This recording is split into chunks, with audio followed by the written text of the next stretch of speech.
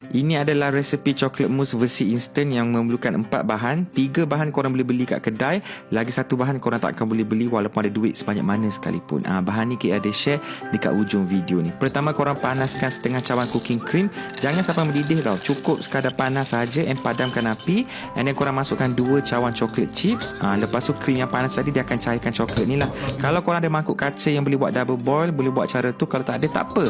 Guna je method ni. Kita adapt dengan apa yang ada lah. Okay, lepas tu korang ambil 1 kotak kecil whipping cream yang sejuk. Korang whisk sampai dia kembang. And then kita gaulkan dengan coklat tadi. And make sure coklat tadi sejuk baru kita gaulkan tau.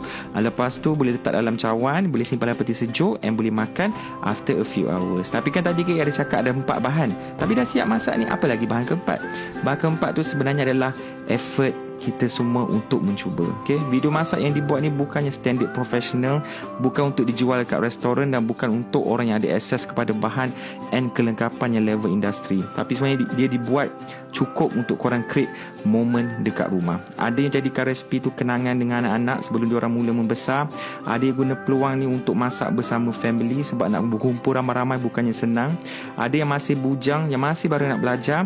Ada juga yang buat semua ni sebab nak bina kenangan dengan kawan masing-masing. Okay? Jadi resipi ni bukan dicipta untuk jadi sempurna tau, tapi cukup untuk korang luangkan masa dengan family.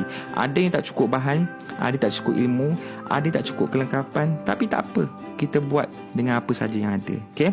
Yang penting kita kena mula cuba. Kalau nak pakai imaginasi sekalipun, tak apa, buat, tak ada masalah. Kalau korang fail masak sekalipun, it's okay, at least you try.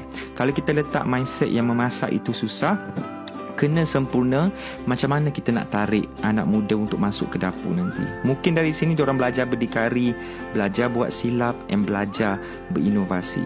Okay? Dalam hidup ni, kita jangan tengok dunia kita saja tau. Kita kena jenguk juga situasi kehidupan orang lain kat luar sana. And dari situlah kita akan mula wujud kesefahaman. Yang bila kita faham satu sama lain, dari situlah rasa empati akan wujud sesama kita. Dengan apa yang terjadi seluruh dunia sekarang ni, memang impossible, tidak dapat kita selesaikan dengan video masak simple macam ni. Tapi at least sekurang-kurangnya kita dapat satukan semua, walaupun video tu hanya seminit 2 sahaja.